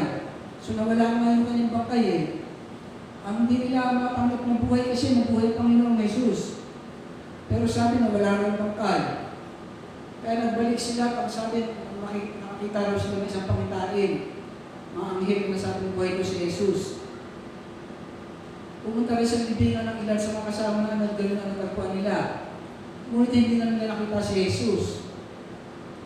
Sinabi sa kanila ni Jesus, pag hindi ka close kay Jesus, hindi mo alam, basa ka ng basa, pero hindi mo alam yung nangyayari, hindi mo alam yung mga behind pa dahil. Kumbaga, hindi lang yung text ang babasahin ng buong context para malaman mo kabuuan ko ito. Sabi ni Jesus dito sa verse 25, kaya hangal ninyo. Ano't hindi ninyo mapaniwalaan ang lahat ng sinabi ng mga propeta. Hindi ba ang Misayas ay kailangan magtiis ng lahat ng ito bago niya kapitan ng kanyang marangal ng katayuan? At pinaliwanag na sa kanila ni Jesus ang lahat ng nasasaad sa kasulatan tungkol sa kanyang sarili. So tingnan nyo, nag-share ang Panginoong Jesus tungkol sa kanyang sarili doon sa dalawa. At yung dalawa nakikinig, pero hindi nila naiintindihan na nag-share na yun si Jesus na pala yun. Malapit na sila sa nayo na kanilang patutunguhan. So malapit nakikita nila yung Emmaus, o ito na yung lugar, andyan yung, kumbaga yung bahay na tutuluyan nila. Ngunit, sabi nito, at si Jesus ay wari magpapatuloy pa ng lakad. So dumating sa Emmaus, si Jesus ang paningin diretso pa rin, tutuloy-tuloy pa rin ng lakad. Pero sila, ang ginawa ng dalawa, pinakapigil-pigil nila. Talaga naman pinigil-pigil nila si Jesus na dumito ka na, huwag kang tumuloy, dito ka sa amin. Yun po ay gustong-gusto na Jesus, mga kapatid. Kaya nga, huwag na huwag ang sino man magkakaroon ng kaisipan na hinto natin ang simbahan, pabayaan natin ang simbahan, huwag na huwag dahil ang dami ko ng mga experience at pangyayari na gustong pigilan ang simbahan, gustong ganituin ang simbahan, pinahirapan sila ng Diyos. Kasi Diyos po, ang Diyos ang may takda, ang Diyos ang may-ari nito, siya ang may gusto. Kasi sino man ang magwawalang bahala, sino man na makayaan ng makapalengke yan, huwag, ayaw ng Diyos nyo, kailangan pagkakandahin mo at ang Diyos ang nasa puso mo, pagandahin mo at makikita mo, pagpapalayo ka ng Diyos. May isang tao na naalala ko, sabi niya, hindi ka kaya nagkamali, hindi ko na mapanggitin ang pangalan, sabi niya, hindi ka kaya nagkamali, William, sa naging desisyon mo na magpastor, paglingkod. Isip-isip ko, ano itong tao na to? Ano ba ang isip-isip ko, Diyos ba to na kumbaga sa kanyang, siguro sa kanyang idea, sa kanyang sarili, dapat hindi mo na ipagbabarko kasi ang ganda nga naman ng kinikita ko, ang ganda ng kalagayan ko, opisyal lang sa barko eh. At hindi ka ba nagkamali, na kumbaga pinasok mo yan, ang ganda-ganda ng katayuan mo, hindi lang kumipo sa kanya. Yun, nagka-cancel, kung ano mga nagka-cancel sa lalamunan pa sa ilong. Naawa ko yung tanggap namin yung bago namatay. Ha? Tumanggap naman bago namatay. Naalala ko nga ang tatay ko, sabi niya sa akin, pero tumanggap din sa Panginoon yun. Sabi na, tigilan mo yun, mahirap yan.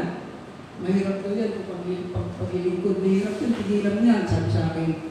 Sipin mo mga tao na yan, kung sino mo ng kaano-ano, pagtsatsagaan mo.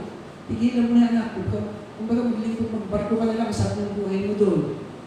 Tuloy-tuloy lang ang sweldo, buwan-buwan kukuha ka ng sweldo, dollar pa. Hindi ko inintindi yun. Yung kanya naman, kung naman naging sakit niya, naging dahilan naman para siya mag-born again, ang lakad ko. Nakakilala siya sa Panginoon. Pero yun nga, sa experience ko, yun ang napapansin ko. Sa sino man na magkakaroon ng paghadlang, o magkakaroon ng pagwawalang halaga sa simbahan, ang Diyos po ang nagagalit, ang Diyos ang nagbibigay ng parusa. Alam naman ni Pablo yan, nung araw, sabi ni Pablo binulag siya ng Diyos. Sabi sa kanya ng boses, Pablo, bakit mo ba ako pinahihirapan? Sabi ni Pablo, sino po ba kayo? Sabi ng boses, ako si Jesus. Bakit po ba? Alam ko Pablo, sabi ng boses ng Panginoon, para kang sumisipa sa matulis na bagay. Sa ginagawa mo, kasi pinuhuli niya yung mga Kristiyano pinapapatay niya yung mga Kristiyano, ayaw niya magkaroon ng kumbaga ayaw niya yung kaharian ng Diyos sa lupa, lumawig, lumaki. Pinuhuli niya yung mga Kristiyano. Sabi ng Panginoon Jesus, para kang sumisipa sa matulis na bagay, subukan mo sumipa sa matulis na bagay. Pag hindi na wakuha ka pa mo, hindi ka na makakalakad, mahirap ka, hindi ka na makakilos, hindi ka makakapagtrabaho. Kasi sulat-sulat ang paa mo Bakit? Kasi nga, ginagano mo ang kaharian ng Diyos Malapit na sila sa nayo na kanilang pagtutunguhan at si Jesus diba rin magpapatuloy pa ng lakad. So, Panginoong Jesus, kumbaga, dead mo lang, tuloy-tuloy lang siya. Yung dalawa, napapansin nila si Jesus diretso pa. Pinakapigil-pigil nila. Yun po ay gustong-gusto ng Diyos. Tandaan ninyo, yan po ang gustong-gusto ng Panginoong Jesus na siya nilalambing mo, kinakausap mo, claiming ka sa Kanya, malapit ka sa Kanya, minamahal mo siya. Kung ako nga maliit pa, elementary, naalala ko noon, mahal ko na ang Diyos, kaya hindi ko makilala, hindi ko alam kung itong pagsamba. Mahal ko na ang Diyos. Elementary ako noon, manimitas ako ng bunggabilyan, bulaklak yung pula. Kasi din ako yun. Tapos pupunta ako sa simbahan ng Our Lady of Sorrows sa Arizona. Yung simbahan parang abaniko, ng malaking kahoy. Parang abaniko. Itutulak talaga, pag pipilitan ko, buong lakas ko talaga tutulak ko isang pod, kung pintuan para bumpa.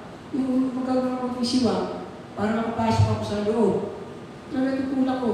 Pag nakapasok na ako, dire-diretso ako doon sa pinaka-altar. Ang laki ng altar nun Ilang hagdan, tapos may malaking ibulto na si Santa Maria daw yun. Tapos si Panginoong Jesus doon nakahiga na parang na patay. Dala ko yung bulaklak yun, ilalagay ko sa pakanan nila. Kasi ang pakaramdam ko, matutuwa ang Diyos. Pakaramdam ko, iniisip ko siguro, nakikita na ng Diyos yun ang batang ito, gamitin ko nga ito. Mukha talaga mamahalin ako nito. Kaya gaano man naging kabigat, gaano man naging matindi ang pagsubok nun, mahirap man, kung ano pa man. Nagsumigil lang ako, patuloy lang ako, hindi ko alam kung anong mangyayari, hindi ko alam kung ano, kung ako nga nagsimula, hindi ko alam kung anong kakainin ng pamilya ko dahil pinigil ko yung trabaho ko naglingkod ako. Pero ang mabuting balita ko ng Diyos ko, napakabuti, maging close ka na sa Kanya, i-bless ka. At hindi lang ikaw, lahat na may kinalaman sa buhay mo, anak mo, gusto mo mag-bless ang anak mo, i-bless din ng Diyos yan, saan man niya mapunta. Kahit sa eskwela mapunta lang, makikita mo lagi silang nangunguna. Lagi silang nag-excel. Lagi silang mga tagapanguna, hindi sila buntot. Yun ang pangako kasi ng Diyos sa mga anak niya. kapag ikaw naging close sa Diyos at siya minahal mo. At sabi ng mga dalawa, tumuloy na po kayo dito sa amin. Yun ang gusto ng Panginoong Jesus. Yung siya iniimbita mo, siya iniistima mo. Kaya nga, pag siya iniimbita mo, imbitahan mo siya sa buhay mo, sa kasalan. Yung kwento naman, imbitahan mo siya sa kasalan eh. Mapapahiya yung mag-asawa dahil wala nang inumin eh. Hindi sila mapahiya. Napakasarap pa nung dumating na juice o yung wine. Ganun po kapag ang Diyos imbitado, iniimbita mo, minamahal mo, iniimportante mo sa buhay mo. Lalo na kung siya ichinichismis mo, pinagsasabi mo sa mga paligid sa, uy, alam ba, kung makakita ka ng mga tao parang miserable na, ang bibigat ng mga problema sa buhay, ang bibigat ng problema sa pananalapi, hindi na tulungan mo na, hindi na diretso tutulungan mo agad ng pera. Ikuwento mo, lalo na kung ito pinagdaanan mo, alam mo, tumanas din ako yan. Talagang hirap na hirap kami nun, pero pinagkatiwala ko kay Jesus, tumawag ako sa Panginoong Jesus. Yun naman ang dahilan na punta ang Panginoong Jesus, para bigyan tayo ng kaligtasan. Ang pangalan niya mismo, Jesus Yeshua daw salvation kaligtasan. Siya dahilan, pag ikaw ay malapit, maiintindihan mo ang pangalan niya, maiintindihan mo siya, makakamtan mo ang kaligtasan niya. At sabi, tumuloy na po kayo sa amin, sapagkat palubog ng araw at dumidilim na. Ganun nila importante ang Panginoong Jesus. At nung sila ay kasalo nila sa hapag, dumampot siya ng tinapay at nagpasalamat sa Diyos. Saka pinaghati-hati at binigay sa kanila. Yun na nangyari. Nabuksan ang kanilang paningin at nakilala nila si Jesus. Yung sinasabi heart of worship, yung puso ang makakita, yung mata hindi ito kaya Makikita ito ng iyong pananampalataya, makikita mo si Jesus. Pero kailangan, para siya piliin mo, siya maging close ka sa Kanya, importante mo siya. Makita niyo yung babae na nagbasa ng pabango at pinuna sa paa niya. Talaga nang bigyan ng importansya ang Panginoong Jesus sa bahay ng Sabi ng Panginoong Jesus, kailanman daw papag-usapan ng Biblia, hindi mawala ang kwento ng babaeng yun. Ibig sabihin, commended yung ginawa ng babae. Ganun katuwa ang Diyos sa mga nagmamahal sa Kanya, sa mga nagiging close sa Kanya. Kaya kayo pa nagiging clingy. Ngayon pa lang umpisa nyo ng clingy bata. Kung kayo nagiging clingy, maging clingy kayo sa Panginoong Jesus. Binasa ko nga sa dictionary, sabi, ito yung mga taong may tumatawag. Sinecheck yung kalagayan ng girlfriend niya. Kumusta ka na ba dyan? After 20 minutes lang, tatawag na naman. Parang siya na. Kumusta ka na dyan sa Bicol? Baka wala na sili dyan. Sili, baka natutulog ka na sili. Umika na rin ito. Maya-maya ba tawag mo? Ha? O maya-maya, lalo na ngayon, uso na yung mga cellphone na kayo. Napakapapalad ninyo. Sabi ko sa kung nangyari itong panahon kong babago, baka hindi agad ako umuwi. Kasi may cellphone naman dali naman communicate, may laptop naman. Wala ang panahon ko, wala sulat Yung sulat, conforme pa sa pupuntahan mo. Minsan pupunta kami sa mga lugar na wala pa yata sa mapa Kaya wala yata post office dun Ako po, bago dumating yung sulat, 3 buwan. 3 buwan. Ang kinikwento ang anak mo, dumidedi na Kung matanggap yung sulat, nag-aaral na. Yung sumunod na matanggap ko, graduate na. Nakainis naman din. Wala minsan ganun Lalo na kung pupunta ka sa bibiyahe sa mga komunistang lugar. Napakahigpit. Ako, mahigpit pa sa pandemya. Pag alas 10 ng gabi, kailangan nasa barko na kayo. Kasi mag-serena na, magwawawang na, sa buong kung saan may namamasyal. Kaya pag nagwawang na, takbuhan na kayo pabalik ng pier. Tapos kailangan mamadala kami pa sa loob sa gwardiya. Kasi kung hindi, late na kami Napakahirap. Isip ko kung mayroon ng cellphone ng laptop, baka naman. Thank you, Lord. So, kayo po ay maging close sa Panginoon. Amen po ba? Gusto niyo maranasan ang rags to riches? Gusto niyo hindi naman pa nakakatakot yung tatakutan niyo? At gusto niyo ba na makita niyo ang Panginoon na Jesus na mukhaan? Ako kumisan ka nga, inisip pa ka sabihin eh, hay ka lang yata ng araw na yun. Pero gusto nangyari sa akin, mga kapatid, ako talaga akong born again, ang totoo nun eh, nag-aano ako, nag-evangelism ako sa Brazil. Pero ginagawa ko, namimigay ako ng pamphlet, ng basahin na salitang Brasiliano. Yun, hiningi ko sa kapatiran sa South Africa, pinadala niya ako ang dami. Sabi niya, pamigay mo dyan. Salitang Portugis yun. So, doon ako sa istasyon ng bus sa lugar sa Brazil, sa Santiago, namimigay ako noon. Minsan naalala ko yung biyahe ng Puerto Rico, tangahalang tapat, pagkatapos na ng duty ko, 8 ng umaga hanggang 12 yung duty ko eh. Pag-akit ko sa kwarto, pagbukas ko ng bintana, nakita ko sa langit yung mukha ng Panginoon, nakatingin sa akin. Nakutuwa-tuwa ako. Alam mo yung experience na yun ng kahit kailan, hindi ko nakalimutan at siya nagsisilbing lakas sa akin. Pag may dumarang sa mabibigat ng mga problema, iniisip ko lang yun, ang Diyos nagpakita sa akin. Walang dahilan para ako sumuko. Pag dumarang sa mabibigat ng mga problema, pagsubok. Ang araw na namatay ang tatay ko eh. Namatay na. Ang grabe pa ang finances na naging gastos kami kasi hindi lang naman siya isang araw sa ospital eh. Inabot ng halos ilang linggo sa ospital eh. Kasi yung gastos. Naalala ko may kaibigan kami pastora eh, binibentahan ko ng intra. Naniniwala naman ako na pag iniinom ng tatay ko yun, pag maaaring gumaling. Eh yung isang intra, 1,000 plus eh. Minsan nakakalimang bote ako, linggo-linggo. Yung bote na paiinom ko sa tatay ko sa baka sakaling mabuhay. Ang hirap at mamatay, talaga naman laking gastos nagkagaling po tuloy kami magkakapatid pag naalala ko yun. Kasi nga, kumbaga, yung ikapalit na ng may kaya, parang tagal bumunod eh, yung time na yun eh. Nagkaroon pa ng kaunting tampuhan, pero may iisip ko lang yun, na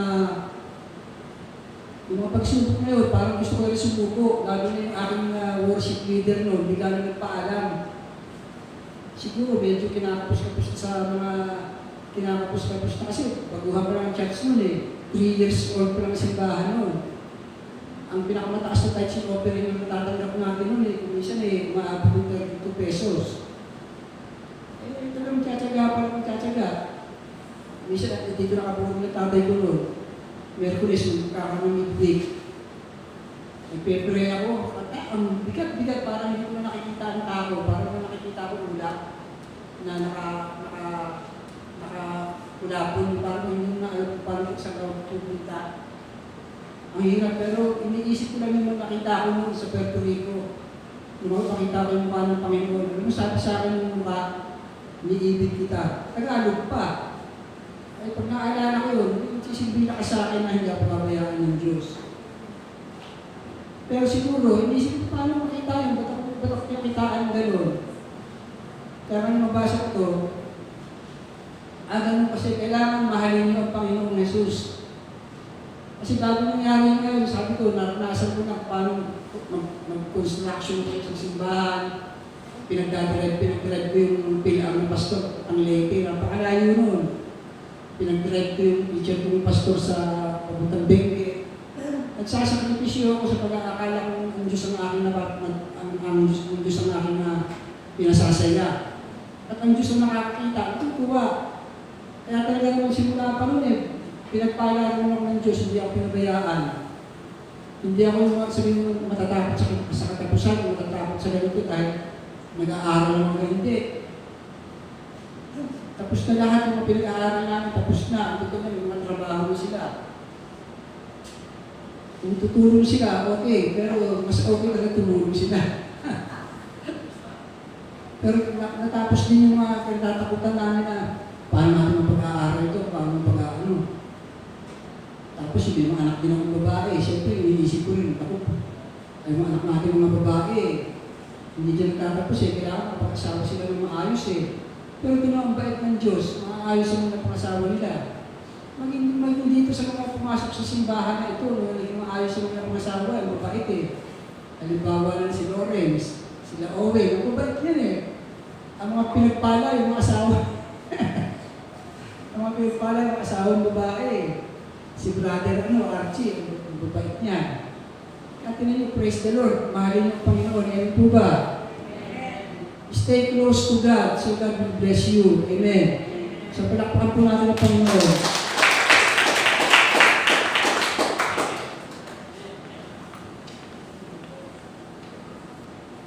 Okay, amen.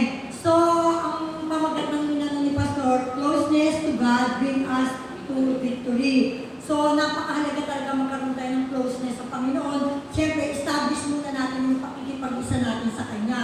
Kasi kung nakipag-isa tayo sa Kanya, magkakaroon na kayo ng closeness sa Diyos. So, yun ang establish nyo muna. Magkaroon kayo ng closeness sa ng pakikipag-isa sa Diyos. Amen? So, sabi ni Pastor kanina, yung nandito yung church daw, extension ng paghahari ng Diyos mula sa langit dito sa lupa. So, napakahalaga na tayo laging dumadalo kasi dyan yung makikita yung kalooban ng Diyos, ano ba yung ayaw niya, ano ba yung gusto niya. So, ang pakikipag-isaan ka sa magkaroon kayo ng closeness. At pag nagkaroon tayo ng closeness sa Diyos, lagi tayong victorious ano man yung sitwasyon ng buhay natin. Amen po ba? Okay. So, nabanggit na rin lang naman ni Pastor yung paghahari ng Diyos. So, may kinalaman yung ang galing ng Diyos talaga. Okay, buksan natin ang Mateo. Dahil birthday ni Mateo kahapon, so mention ang pangalan niya, Mateo. Okay, Mateo 13:44. Pakilagan. Napakaganda nito. Pakinggan niyo mabuti. Yan na bakit. Sabi nito, ang natatagong kayamanan. Ang paghahari raw ng Diyos ay katulad ng kayamanang nakabaon sa isang bukid. Nahukay ito ng isang tao at tinabunan uli. Okay? Sa laki ng tuwa, siya'y humayo at ipinagbili ang lahat ng ari-arian niya at binili ang bukid na iyon. Okay, ito. So, ang sabi rito, yung isang tao nakahukay ng isang kayamanan. Okay? At siya'y sa sobrang ng tuwa, sa nahukay niya, umuwi siya. At sabi ron, at ipinagbili lahat ng ari-arian niya at binili yung bukid na kanyang nahukay. Kasi nakakunta siya doon ng kayamanan na kinonsider niya na napakahalaga. Imagine niyo yun, binenta niya yung mga ari-arian dahil pinatagpuan na siyang kayamanan doon. So ito isang talinagan, ba tama talinagan? Ano ang pastor? Okay. At alam naman natin na ang talinagan ito isang merong makalamit na kahulugan. So, merong spiritual side ito, okay? So, sabi dito, ang paghahari ng Diyos ay katulad ng kayamanang nakabaon sa isang bukid. At ito nga yung nahukay ng tao. So, sa spiritual yun, okay? Alam niyo ba, ito yan itong pinakamaganda. Kapag na-discover niyo na ang paghahari ng Diyos sa buhay ninyo, meaning nauunawaan mo, naiintindihan mo, naranasan niyo yung kabutihan ng Diyos, napakalaga talaga na higit pa ito sa anumang yaman dito sa mundo. So, yun yung parang ibig sabihin. Pag nahukay nyo na o na-discover nyo na yung pag-aari ng Diyos sa buhay nyo, yung kabutihan ng Diyos sa buhay nyo, higit pa daw ito sa yaman meron tayo dito sa lupa. Yung mga physical na yaman o yung mga worldly na yaman. Hindi naman masama yun, hindi masama yun, okay? Talaga daw magagawa mo na iwan o ipagbili ang mga yaman physical o worldly treasure mo dito sa lupa. So, hindi naman natin yung gagawin kasi talinaga lang to. Ibig sabihin, parang magiging priority niya ng buhay niyo ay ang paghahari ng Diyos sa buhay niyo. Naintindihan niyo? Andun na yung priority, para bang ang yaman na lang sa mundong ito, secondary na lang. More on sa spiritual yun, andun na yung katuwaan mo, parang andun na yung yaman mo, parang doon ka na nakapokus, yun na ang priority mo. Naunawaan po ba natin? Kasi napakahalaga daw nun. Okay? Kaya yung natagpuan mong kayamanan, yung paghahari ng Diyos sa buhay mo, ay priceless, sabi nga, okay? Sabi nga, the price of the priceless. Meaning, ang halaga na walang katumbas na halaga. Sabi yung paghahari ng Diyos na naranasan mo, na-discover nyo, kaya ang Panginoon Jesus na mismo, yan daw yung price of the priceless. Ibig sabihin, walang katumbas na halaga. Higit pa to, o wala, hindi ito pwede kumpara sa yaman sa mundo ito, yung pang-physical na. Amen po? Okay. So, nothing in comparison comparison daw yung treasure na yun. Naalala nyo, meron din ako sa inyo tinuro na yung eternally significant. Kumbaga kung nandito tayo sa buhay na ito, lagi yung tatanda kung meron lang naman kayong gagawin. Ang pahalagahan nyo na yung meron eternal na significant. Sa Tagalog, ano ba yun? May mahalagang pang-eternal. Ibig sabihin, aani kayo ng eternal, pang-spiritual. So, natatandaan nyo ba yun, yung eternally significant? Napanggit ko yun, hindi ko lang makaano kung kailan yun eh. Okay, sige.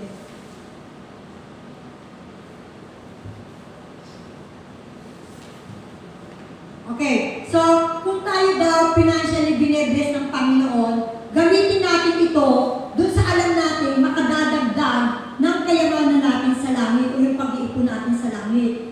So, kasi nga yung paghahari ng Diyos, kailangan maging mahalaga ito sa atin eh. So, kung meron daw tayong, kung tayo daw financially blessed ng Panginoon at gusto naman talaga ng Diyos, mas gamitin daw natin ito sa alam natin makapagdadagdag ng kayamanan natin dito sa langit. Kumbaga nakapag-iipon tayo ng mga yaman sa langit. Okay? Sabi paano? Okay? Gaya nito, pagsusuporta sa church, sa mga gawain patungkol sa Diyos. Okay? Yung pera mo, di mo madadala yan sa langit, sabi. Okay? Pero, pwede mo daw yan gawin, eternally significant, o ando na yung pwede mong gawin na ito na yung magiging daan na nakapag-iipo ka ng kayamanan sa langit. Nagbabangko ka na sa langit. Okay? So, kung financially blessed po tayo, gamitin natin ito para magkaroon tayo ng yung sa paghahari ng Diyos na nakakatulong tayo. At sabi nga, gawin natin ito na mayroong magkakaroon tayo ng eternal significance sa buhay natin. Kung baga nakakapag-ipo tayo o nakapagbabangko na tayo sa langit. Dagdag points po yun. Amen? Okay. May napakinggan ako sa radyo, sabi, nung mag-COVID daw, nung magkaroon ng COVID, sabi daw ng isang Christian, magbibigay pa ba ako sa church kung wala naman kaming service? Sabi ganon. Kung talaga naman kung ang church daw is not in the position na nagsiservice face-to-face, at nangyari nga po sa atin yon, pero tuloy-tuloy naman din daw yung church through online service, sabi, you're not giving to the church. Tandaan mo, hindi kayo nagbibigay sa church, kundi you're giving to God. Dahil ang Diyos ang nagbutos po daw niyan. You're giving to the Lord. At yung pagbibigay natin sa Panginoon, isa daw yung worship. Isang paghahari din ng Diyos sa buhay niya na nakasusunod po tayo.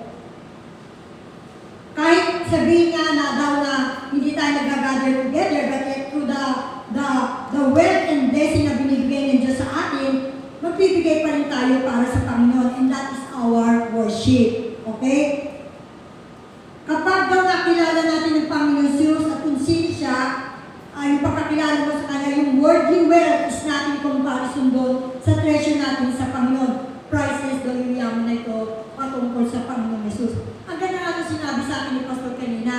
Kung tayo daw financially blessed, kumbaga ang Diyos, binibigyan na tayo ng puhunan o ipon na para ibangko natin sa langit. Kumbaga mag-impok na tayo sa langit. So, nakukuha nyo, pag financially blessed daw tayo, ang Diyos na rin ang nagbigay ng puhunan na yun para tayo makapag-impok ng kayamanan sa langit. Amen po ba?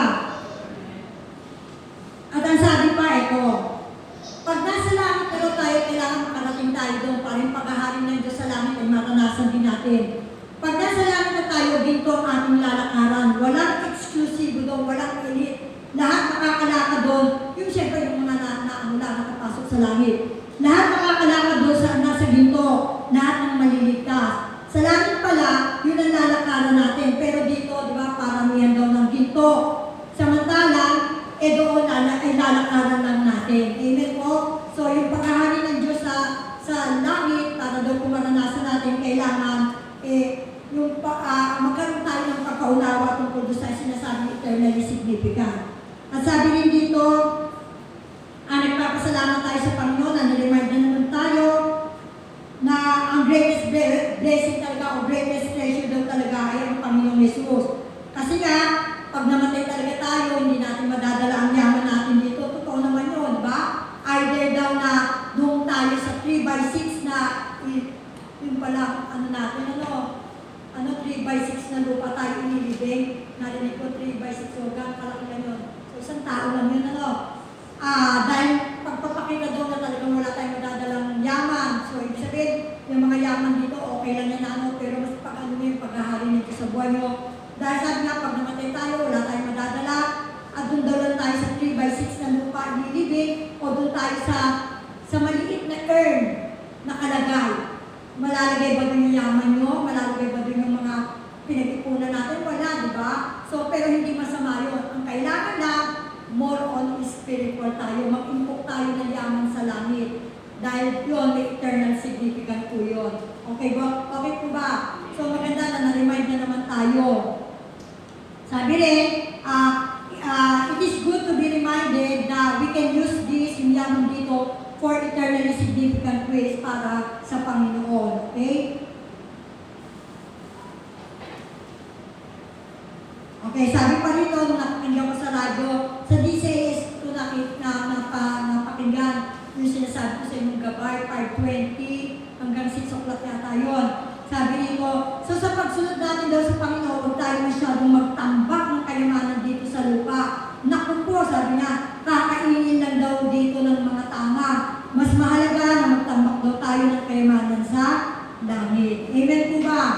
Amen. So ang point ko dito, yun nga, yung tao dito na nakahukay ng kayamanan, mas pinahalagahan niya yung paghahari ng Diyos sa buhay niya. So, andun yung physical na yaman, o blessing, ano, okay din sa kanya yun, pero mas, siguro, yung sa buhay niya, mas prioritize niya ang mga bagay tungkol sa Diyos. Dahil sabi niya, yung paghahari ng Diyos sa buhay natin, ang mapakahalaga po niya. At totoo po yung pag na-discover nyo, at nakilala nyo na ang Panginoon sa buhay nyo, yung kabutihan niya, yung pagmamahal niya sa iyo, lalo-lalo na yung paligtasan ginawa niya sa buhay niyo, sabi nga, priceless po yun. At pag yun natagpuan nyo, naunawaan nyo, parang yaman dito sa mundo secondary na lang, pangalawa na lang yan, para mag-enjoy lang tayo dito sa lupa. Pero pag yun naranasan yung kabutihan talaga ng Diyos, yun ang magiging number 1, yung magiging priority ninyo. Kasi naranasan nyo yung kabutihan ng Diyos. Amen po? So tulad nitong lalaki na to, pinagbili niya umuwi siya, pinagbili niya lahat ng ari-arian niya, at yung yaman na natagpuan niya, doon siya nag-focus. So sana tayo ganun din. Mas mag-focus po tayo sa mga spiritual na bagay dahil totoo po yun na wala